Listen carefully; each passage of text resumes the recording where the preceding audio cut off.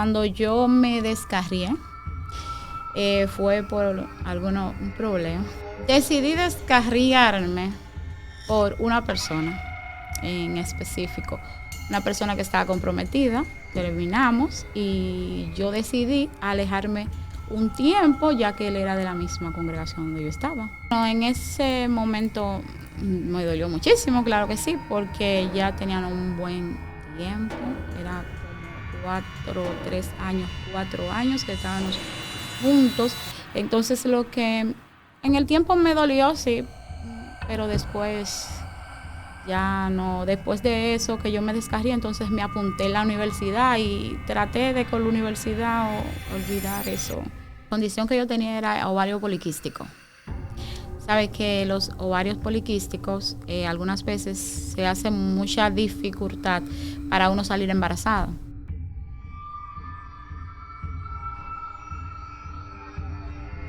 Sucesos sobrenaturales es lo que muchas personas han vivido. Encuentros con el Espíritu Santo, transformación, es lo que en el día de hoy, en el nombre de Jesús, queremos llevar a tu vida para que tu vida y ministerio también puedan ser edificados. Antes de darle paso a la invitada que tenemos en el día de hoy, quiero invitarte por favor a que te puedas suscribir a este canal de YouTube, Evangelista Vladimir Guerrero Oficial, y puedas también darle like a este video y compartirlo con alguien más. Para mí es más que un honor, más que un privilegio, pues traer a esta plataforma a mi hermana, mi amiga, compañera de muchos años, Jessica Rodríguez. Bienvenida y gracias por darme la oportunidad de estar en este espacio. Muchas gracias, Vladimir Guerrero. Dios le bendiga a cada uno de ustedes. Que la gracia y la paz del Señor Jesucristo esté con ustedes y los suyos. Es un honor estar en esta plataforma al lado de nuestro hermano Vladimir Guerrero. Qué bendición, gracias a mí también por darme el privilegio. Mucha gente posiblemente te conozcan de nombre, posiblemente sepan el hogar donde tú vives, pero pocos saben tu historia. Pocos conocen a Jessica cuando era niña o cuando era adolescente. Es joven, así como usted la ve.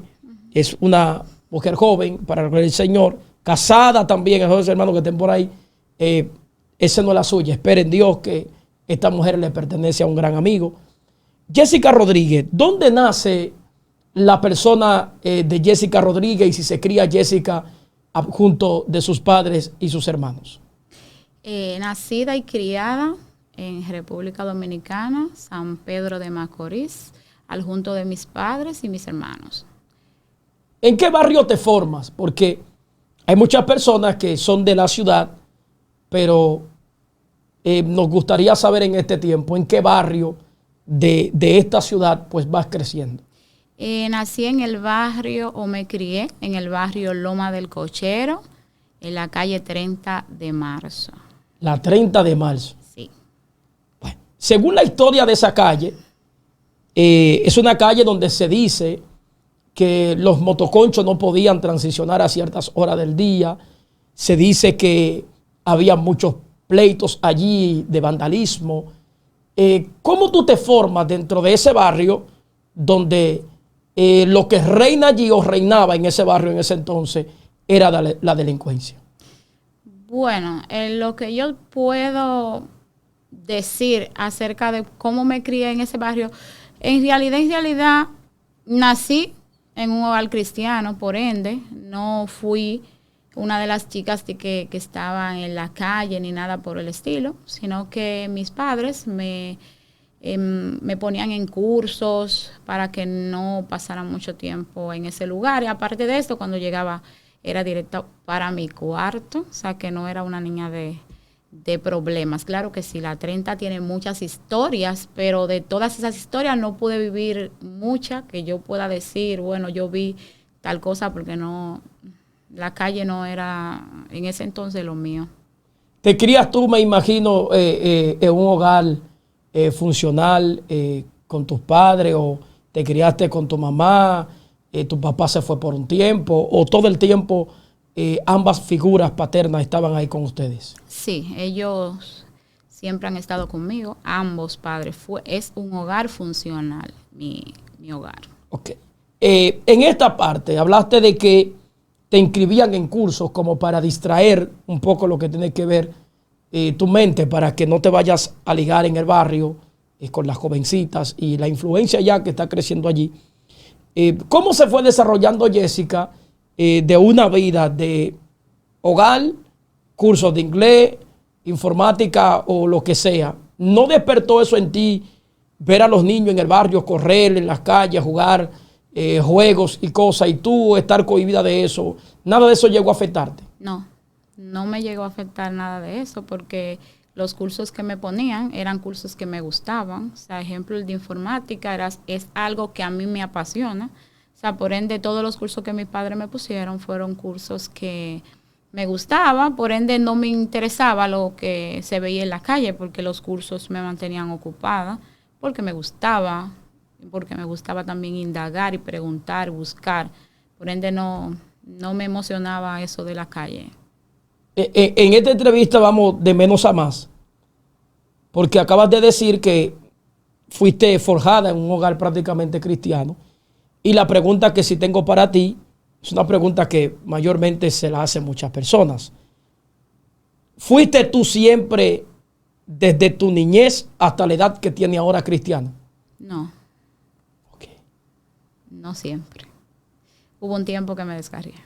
Esa parte del tiempo donde ya Cristo no es el centro para ti, pero sí posiblemente para tu familia, ¿qué fue lo que ocurrió, lo que pasó por tu mentalidad a la hora en punto de que tú tomaste la decisión de darle la espalda, no al evangelio, sino a Cristo?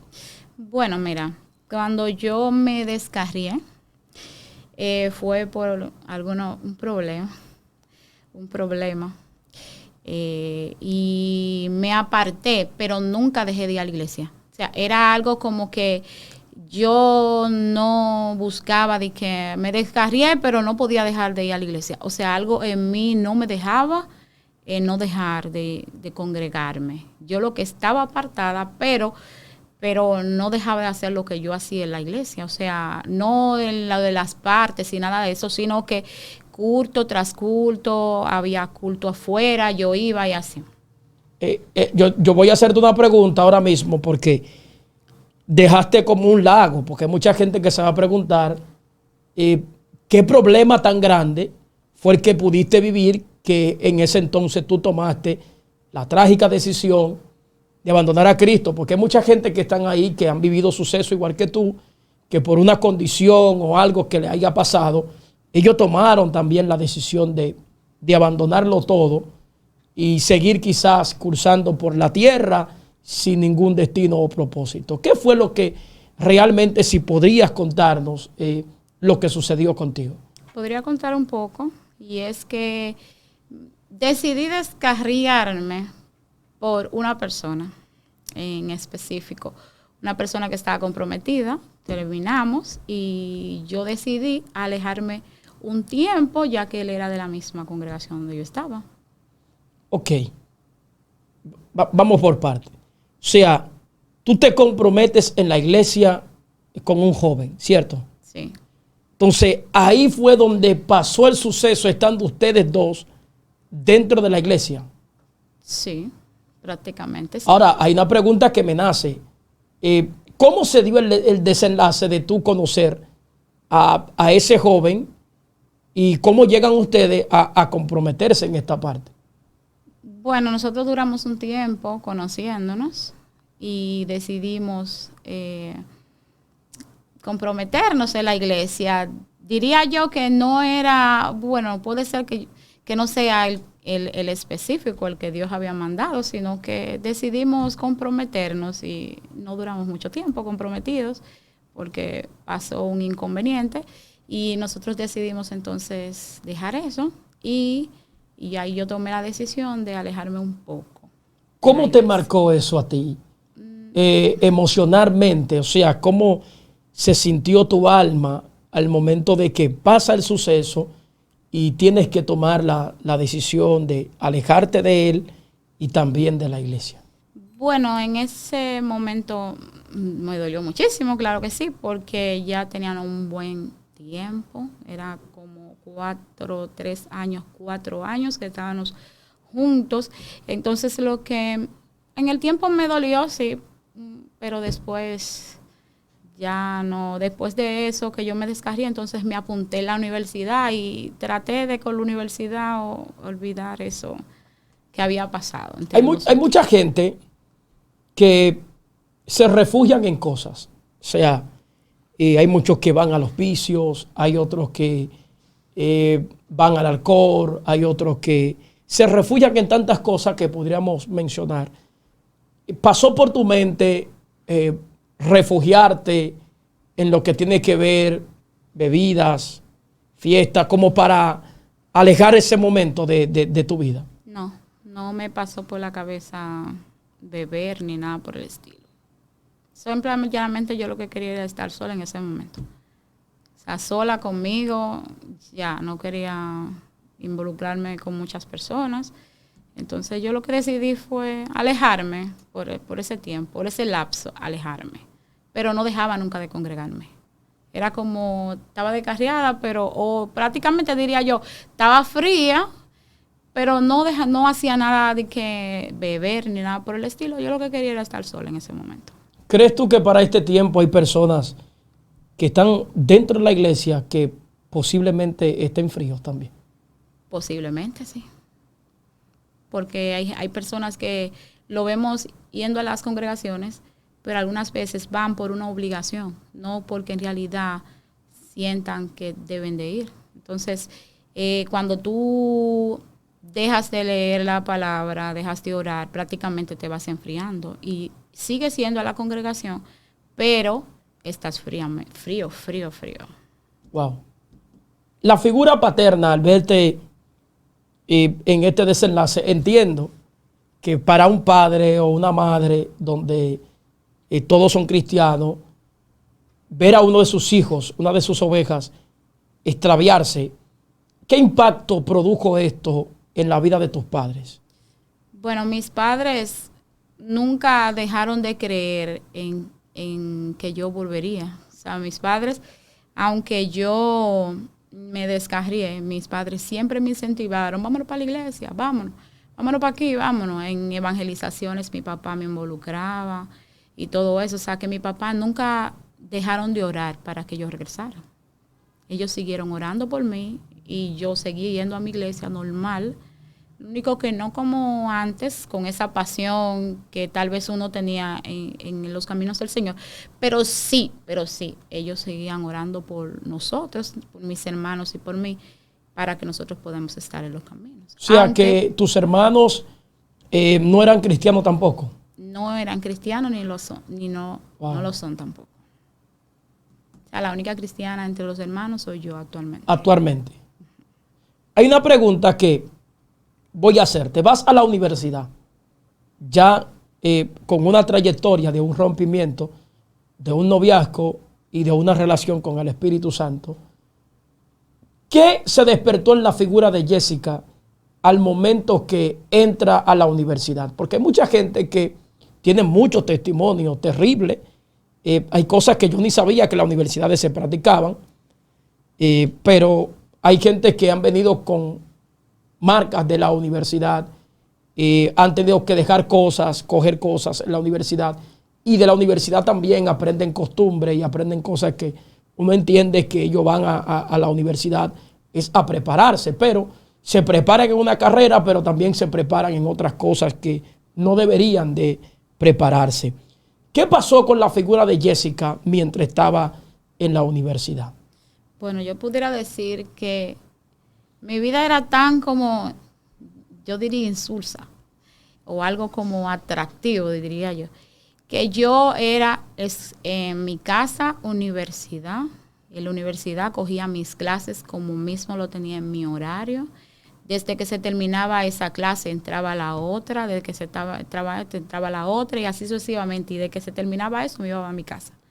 O sea, que no era que yo salía como hay gente que sale de la universidad y se van a hacer sus cosas, sino que yo iba a mi universidad, cogía toda mi clase y me volvía para mi casa. O sea, que nunca pasó por tu mente dejar unas clases como para volarte las paredes o no asistir a tu clase por estar incurriendo en otras cosas? No te digo en la escuela sí yo volaba a París, pero en la universidad no. Que tú volaste pared en la escuela. Sí.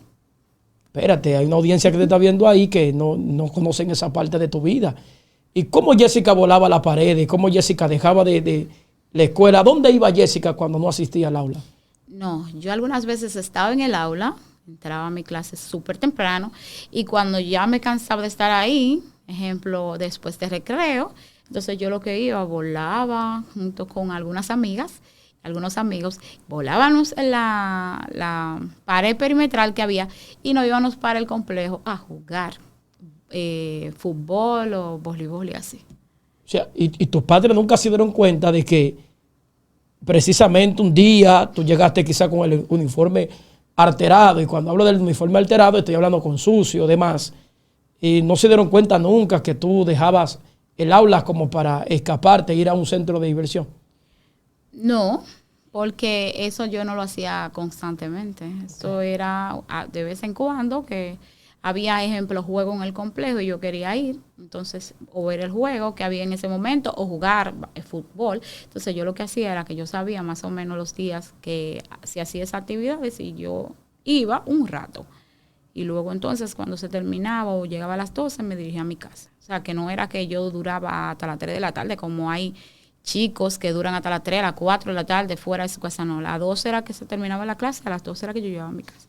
Pero el recreo era de 10:30, así, o sea que era cuestión de 1 hora, no más. ¿Llegaste a terminar tus estudios universitarios? No. Hay una audiencia que te va a cuestionar, pero como una niña tan joven no pudo tener la oportunidad de terminar sus estudios. O sea, ¿qué suceso pasó en tu vida que no pudiste terminar lo que tiene que ver la universidad? Bueno, la universidad yo no la terminé, quedé, solo cogí cuatro trimestres, solamente quedé ahí. Y luego de esto, entonces un tiempo lo dejé y después me casé. ¿Te casaste? Me casé. O sea, estás en la universidad para los estudios y eso provocó de repente casarte. No, mira, cuando yo estaba en la universidad, tú sabes que antes se utilizaba eso de los Messenger, no sé cómo se llamaba, el que usaba, que eran 2 muñequitos verdes, y el Facebook. En ese tiempo de la universidad, el Hotmail, exactamente. En ese tiempo de la universidad, cuando yo llegaba a casa, entonces yo lo que hacía era conectarme en esas redes sociales, en Messenger y en Facebook, y yo lo que hacía era hablar, o sea, como hacíamos todos los jóvenes, hablar con las personas que nos escribían por mensaje. Y en eso conocí a una persona que duramos 1 año hablando por Facebook, y después de ahí hubo un tiempo, después del año y pico, que decidimos conocernos, y él decidió ir a mi casa, y ahí entonces después del tiempo hicimos novios. Pero ¿cómo se da ese desenlace? Hay mucha gente que han sido estafados en las redes y hay mujeres que han sido hasta violadas en las redes sociales, han sufrido mucho daño. ¿Cómo se da ese desenlace de tu vida de que a través de una red social tú conoces a alguien y con ese alguien que conoces te casas? Bueno, yo no sé si era la voluntad, porque te lo voy a decir en realidad. No sé si era la voluntad de Dios, porque en ese tiempo estaba alejada, como vuelvo y te repito. Yo lo que sé es que cuando yo iba a la iglesia y me decían, ven, pásate a convertir, yo lo único que decía era, tranquilo, que yo voy a venir, pero yo no voy a venir solo. O sea, cada vez que me decían lo mismo, yo respondí esa misma pregunta. Era como que algo como que me incentivaba a decir eso, porque yo no decía otra cosa. Yo nada más decía, ten paz, que yo voy a volver, pero yo no vengo sola. Wow. O sea, no sé lo que en ese tiempo significaba esa palabra, pero era algo que yo sentía en el corazón y simplemente lo decía. Entonces, con la persona que estoy hoy en día casada, que ya llevo como casi 13 años casada con mi esposo, nosotros hablábamos, hola, ¿cómo tú estás? Bien, ok, nítido. Y era cosa como como, hola, dime, ¿cómo te fue la universidad? Oh, bien, está bien, ¿y tú no vas a salir? No. Entonces, así, nos pasaban las horas hablando prácticamente disparate, pero siempre era lo mismo. Pero no pasaba de ahí. Hay chicas que le mandan enlaces, que sé yo qué, que se desnudan o que la violan y todo eso, pero mi esposo nunca se pasó de la raya conmigo, siempre fue, hola, ¿cómo tú estás? ¿Cómo te fue la universidad? Me fue bien, y la materia, bien, la matemática, que sé yo qué, ¿hiciste la tarea? No, ponte a hacer la tarea ya, eso era todo. Y después de ahí, cerrábamos el chat. Y no era que no hablábamos por teléfono ni nada por el estilo, era solamente por Facebook.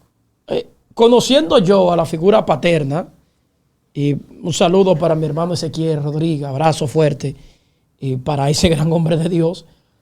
Sé que tu papá es un hombre muy rígido, es un hombre muy recto, un hombre muy respetuoso.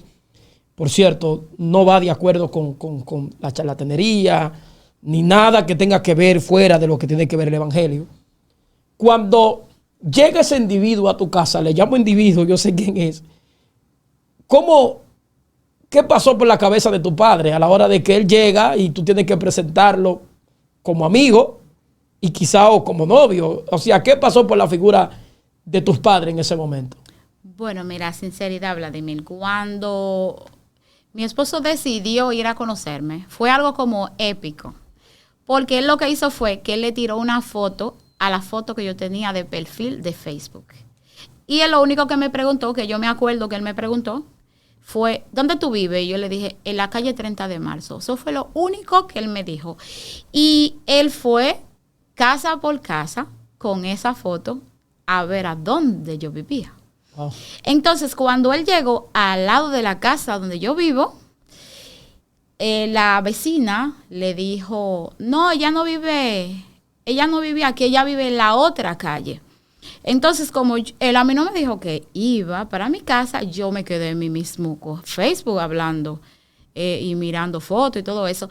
Y cuando él llega a su casa, él me escribe, tú eres una mentirosa, tú no vives en ninguna 30 de marzo. Yo le dije, sí, yo vivo en la 30 de marzo. Y él me dijo, no, porque yo estaba por allá ahora mismo y a mí me dijeron que tú no vives por ahí. Entonces, yo lo que le dije es, pues entonces yo te voy a esperar afuera en la calle y la muchacha que tiene un vestido de tal forma, esa soy yo. Y yo te voy a esperar afuera en la calle con mi hermana y la amiga de mi hermana. Y nosotros lo esperamos en la acera. Y ahí él fue, cuando yo lo vi subiendo en su motorcito 70, él fue, se sentó, se paró a donde yo estaba, me saludó a mi hermana, se quedó un rato hablando con nosotros, como por media hora, y después de ahí agarró su motor y se fue. O sea, que él no entró a mi casa.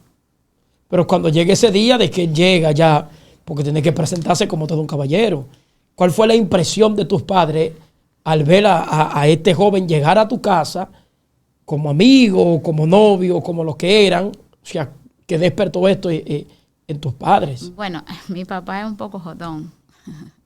Todo el que lo conoce sabe que él es súper recto con nosotros.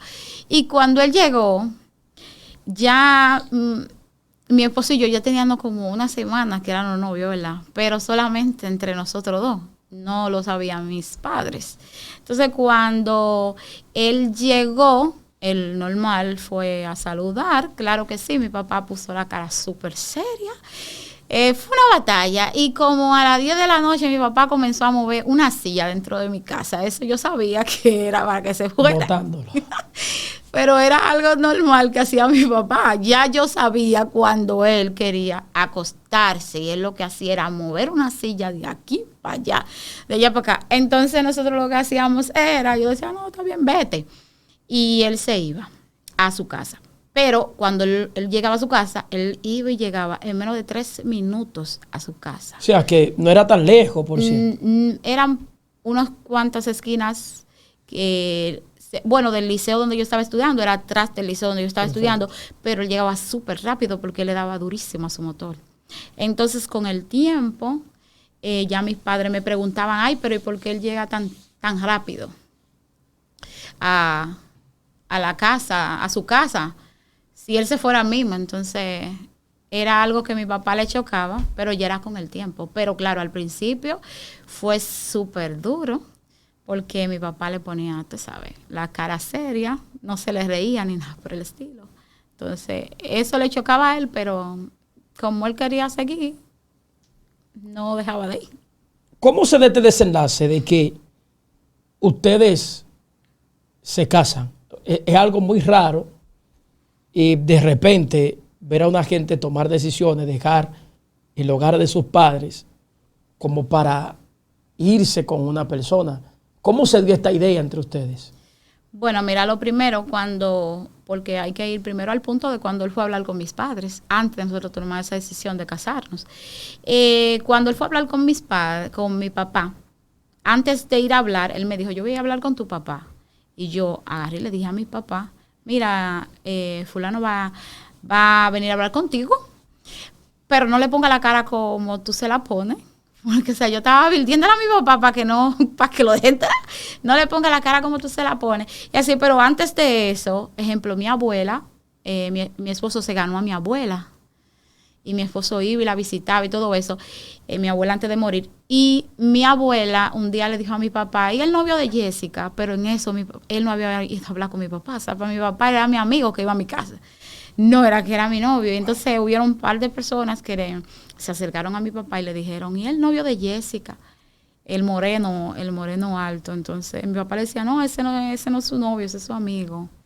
Entonces cuando yo le dije a mi padre que él iba a hablar con él, mi papá lo que me dijo es, dile a él que no venga en esa fecha, sino que dure un par de meses más, porque tú tenías un tiempo que habías rompido una relación, para que los vecinos no hablaran.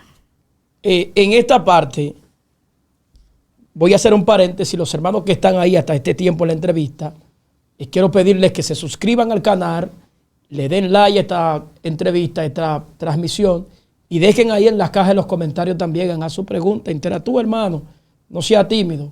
Deje su pregunta ahí, pero recuerde suscribirse y activar la campanita de notificaciones. Jessica Rodríguez, cuando se dé ese desenlace entre ustedes que ya se van de la casa de él, de la casa de sus padres, tú de la casa de tus padres también, cuando ustedes toman la decisión ya de ir al juez civil a casarse, ¿cómo se da ese desenlace? ¿Eran ustedes cristianos o se casaron sin serlo? Nos casamos sin ser cristianos. Aún todavía no habíamos, yo reconciliado y él, que nunca había ido a la iglesia, a convertirse. Esto está serio porque hay gente ahora mismo que le tienen miedo al matrimonio, Jesús. Hay gente que tú le hablas de casarse y eso es el diablo. ¿Y cómo tú, siendo una mujer que no están en la iglesia, deciden ir a un juez civil a casarse? ¿Cómo nace esa idea? Bueno, mira, cuando mi esposo y yo hablamos para casarnos, él tuvo la brillante idea de decirme que mejor nos fuéramos. O sea, en ese tiempo antes le decíamos irse por la ventana. Era como mudarnos juntos, pero no con un papel firmado. Entonces yo le dije, porque él me decía eso, porque él quería terminar su universidad. Yo le dije que no hay ningún tipo de problema, pero que yo no me iba a ir de mi casa sin yo firmar un papel. O sea, que no estaba apurada, pero que yo había decidido que para yo irme de mi casa tenía que ser yo por un juez civil, si no, no. Entonces él me dijo, pues entonces no.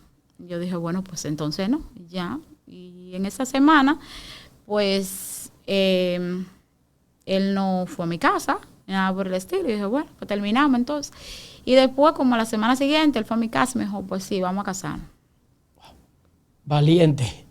Dios te bendiga, guerrero Héctor, Julio, por tan valiente. ¿Cómo llegan ustedes a los pies de Cristo?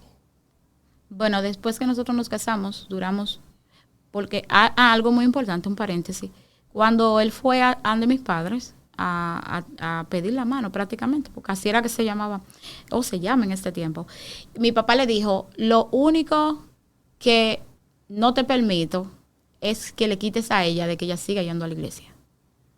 Eso fue la única condición que le puso a mi padre, que era lo único que lo que le decía era lo que tú tienes que hacer ir con ella, ya, pero que no la deje, que ella no deje de ir a su iglesia. Entonces, cuando nosotros nos casamos, duramos un año casados, y ahí entonces yo decido decirle a él, va para la iglesia. Cada vez que yo iba para la iglesia, él iba conmigo, aunque no era ninguno de los dos eran cristianos. Obviamente te dije ahorita de que él nunca había pisado una iglesia. Wow. Conmigo fue que comenzó a pisar una iglesia evangélica, porque él iba a la iglesia católica. Entonces, él agarró, yo fui a un culto donde Cristino Rosario, que es donde me congrego, y nací y crecí ahí. Aunque por un tiempo, obviamente, estuvimos en otra congregación. Pero nací ahí, y ahí fue que yo volví a reconciliarme. Él fue conmigo, pero como siempre, donde Cristino, hay un lado donde yo siempre me he sentado de que yo era una niña, hasta el sol de hoy. Yo me siento en el mismo lugar. Entonces, él se sentó en la segunda planta de la iglesia. Y yo pasé, normal, y me convertí. Wow. Entonces, él no se convirtió en ese momento, él se convirtió la semana siguiente en otro culto que hicieron en la iglesia. Y él estaba en su segunda, yo estaba en mi primera.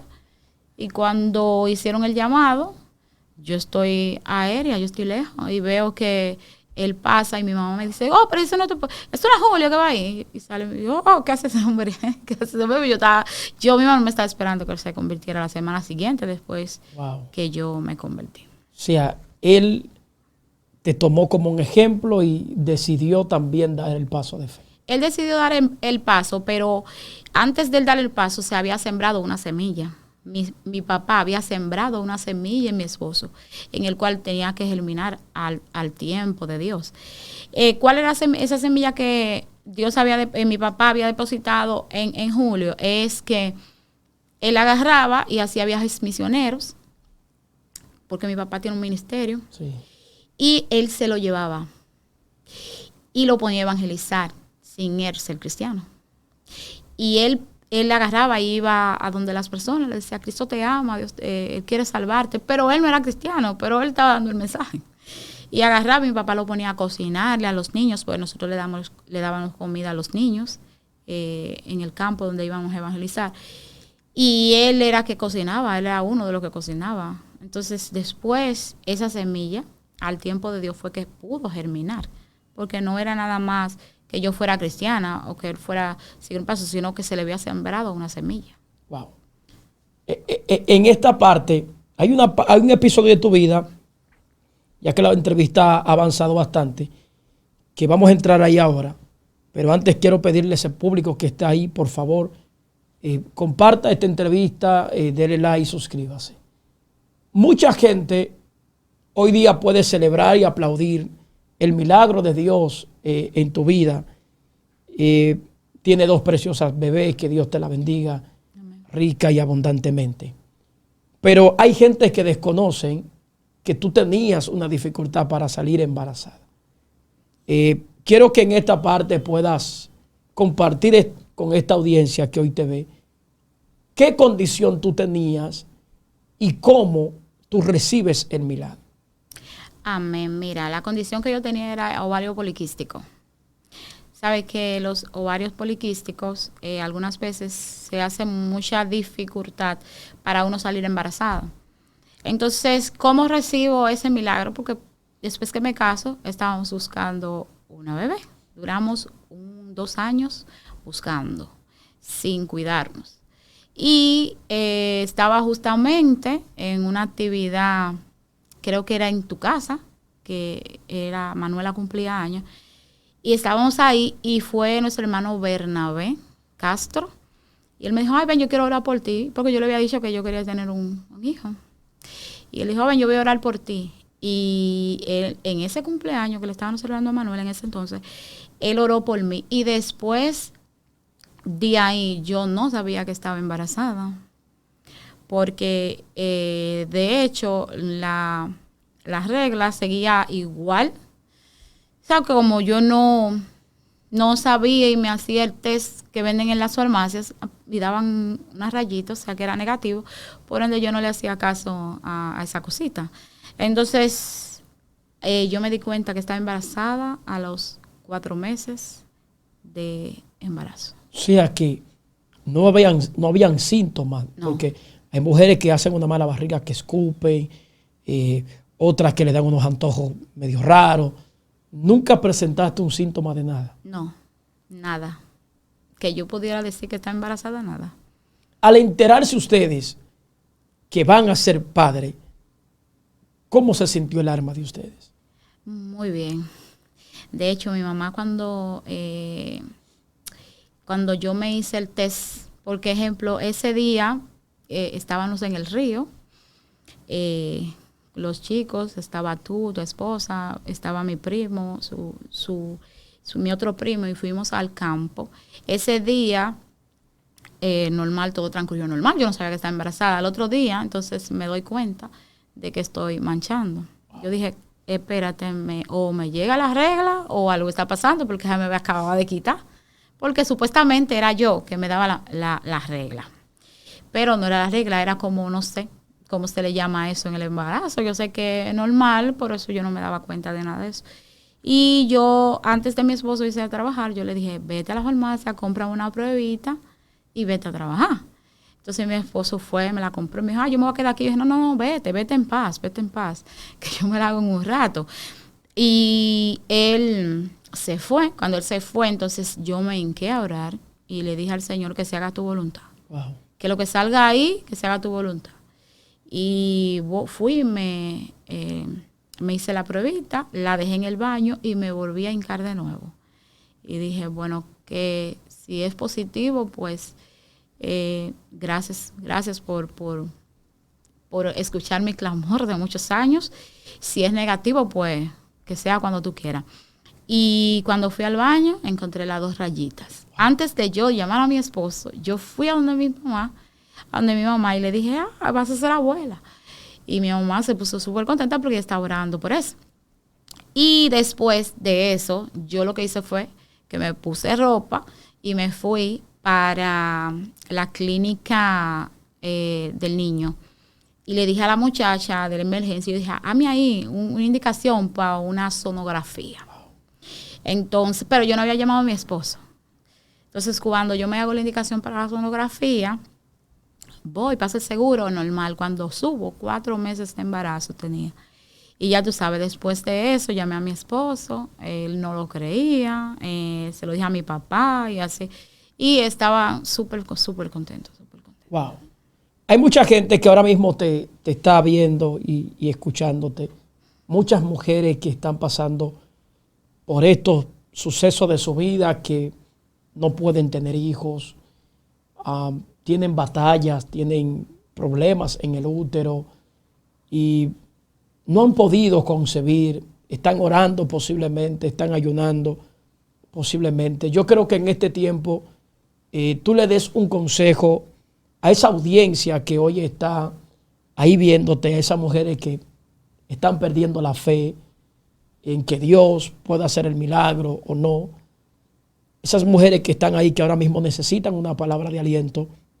Yo creo que tú puedas darle un consejo y luego que le des el consejo, yo quiero que tú puedas orar por ellos para que Dios pueda hacer un milagro también en esas personas. Amén. El único consejo que yo le puedo dar es que tengan fe y que confíen en que Dios lo va a hacer. Tal vez no sea el tiempo de Dios en su vida para poder recibir ese regalo tan precioso como son los hijos. Y algunas veces se nos hace súper difícil porque yo, como al que ustedes, yo lloré muchísimo. Yo me sentía como que no iba a poder tener hijos. Hasta llegué a decirle al Señor que si era posible no darme hijos, pero devolverle la vida a un niño que se había perdido, mi amigo. Yo llegué hasta ese punto de decirle a Dios que no me lo dé, pero que le reviva el hijo a mi amigo. Y créanme que es difícil, pero Dios lo hace. A su tiempo, Dios lo hace. Así que no se desesperen, solamente tengan fe y sigan creyendo en que Dios se lo va a dar. Así que vamos a estar haciendo una oración para que el Señor esté quitando ese miedo, esa duda de tirar la toalla y seguir persistiendo en esos que ustedes anhelan.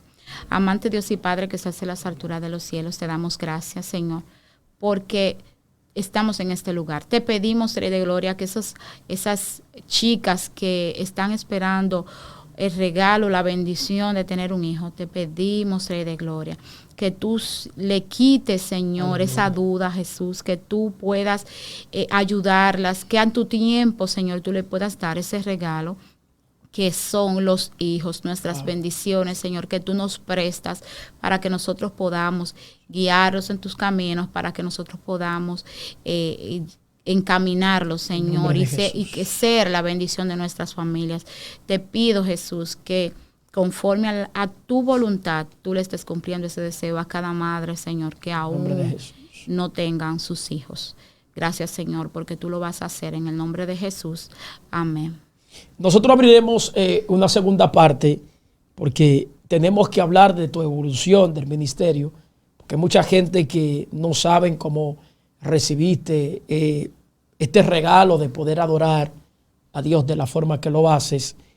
Y le voy a dejar eso ahí a ustedes ahí para que estén pendientes de la segunda entrevista que le vamos a traer a nuestra hermana Jessica Rodríguez. Jessica, si tienes redes sociales que puedas compartir con ese público que está ahí, para que ellos puedan seguirte, para que puedan ser alimentados también con una palabra de fe a través de tu plataforma. Y si tiene algún número de contacto, si hay alguien que quiera pues llamarte para invitarte a su congregación, a hacer lo que haces, que es adorar a Dios, como lo hace la oportunidad para presentar tus redes sociales. Bueno, mis redes sociales no utilizo YouTube. Pueden conseguirme en Facebook como Jessica Rodríguez Guzmán. Y mi número de teléfono es 809-858-5019. Así que los hermanos que están fuera de República Dominicana recuerden marcar el +1, que es el código de área. Y por favor, escuche este consejo. No le llame después de las 12 de la madrugada porque es una mujer casada, trabaja y tiene 2 hijos, para que, usted sabe, para evitar inconvenientes. Si es que sin más nada que decir, quiero pedirte que te puedas suscribir a tu canal evangelista Vladimir Guerrero Oficial. Suscríbete, activa la campanita de notificaciones, comparte, comenta. Le damos las gracias a sus hermanos que están muy activos en esta plataforma. Así que le digo shalom, que significa paz, y será hasta la próxima.